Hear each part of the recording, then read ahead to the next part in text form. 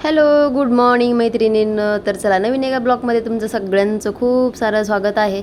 तर दुकानात आल्याच माझी दिवसाची सुरुवात झाली आणि इथून सुरुवात केली की माझा दिवस खूप चांगला जातो. तर मला हे अर्जंट ब्लाऊज होतं शिवायला. माझा एकही असा दिवस जात नाही की मला अर्जंट ब्लाऊज नसतं शिवायला.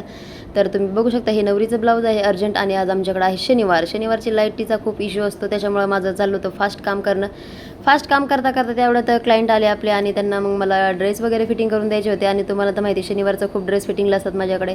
तर त्यांचं फिटिंग करून दिले आणि मी माझ्या कामाला लागले होते की म्हटलं चला, लाईट आहे तोपर्यंत ब्लाऊज स्टिचिंग करून घ्यावी.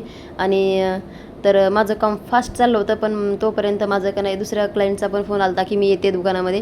तर म्हटलं ठीक आहे चला, नवरीचा ब्लाऊज तोपर्यंत अर्धा मी कसा तरी फास्ट स्टिचिंग करून घेतला. तोपर्यंत माझं दुसरं गिरायक येणार होतं, ते फायनली गिरायक आलं आणि त्यांचे ड्रेस मी फिटिंग करून दिले. तर त्यांच्या फिटिंगचे ड्रेसचे झाले होते 350 रुपये, कारण का ना ड्रेस भरपूर आणले होते फिटिंगला आणि पूर्ण शिलाई मारायची होती. त्यांचं रेडी करून ठेवलं आणि मग मी माझ्या परत कामाला लागले.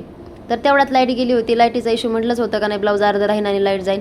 तर ते पण ब्लाऊज शिवणं नाही झालं माझ्याच्याने. आणि मग मला दुसऱ्या क्लायंटचा फोन आला होता की आम्ही ड्रेस घ्यायला येतोय, तर आमचे ड्रेस रेडी करून ठेवा. तर एवढे छान छान मी त्यांचे ड्रेस शिवले आणि जवळपास मी त्यांचे ड्रेस अगोदर 4 दिले होते आणि हे 8 ड्रेस रेडी केले त्यांचे. तर बघू शकता, एकच नंबर फिनिशिंग आलेली आहे. काय काय ट्रिक असतात हे तुम्हाला मी नक्कीच व्हिडिओमध्ये सांगणार आहे. तर बघू शकता तुम्ही, एवढे छान छान ड्रेस शिवले मी त्यांचे. त्यांना खूप आवडले पहिले जे मी स्टिचिंग करून दिले होते.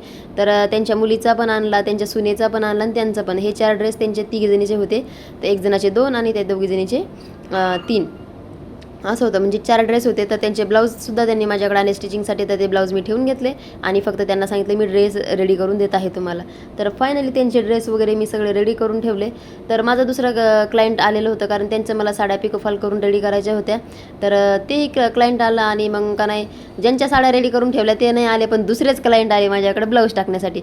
तर त्यांचं ठेवलं मागे. मग म्हटलं चला आता यांचं बघून घेते. आधी त्या म्हटल्या ताई आम्ही दोघीजणी. आणि ह्या गिरायकाचं असं एक सिक्रेट आहे, एक मी सांगते तुम्हाला.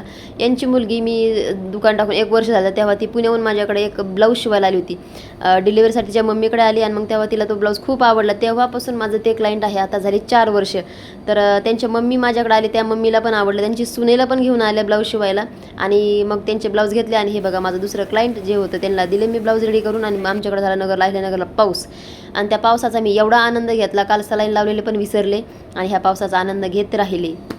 तर हे पाऊस झाला आणि आमच्याकडे लाईटीचा इश्यू झाला की का नाही, ह्या वादळामुळे आमची इकडची लाईट गेली. तर मग माझे मिस्टर म्हणले चला आता 7:30 वाजलेत, घरी जाऊयात आपण.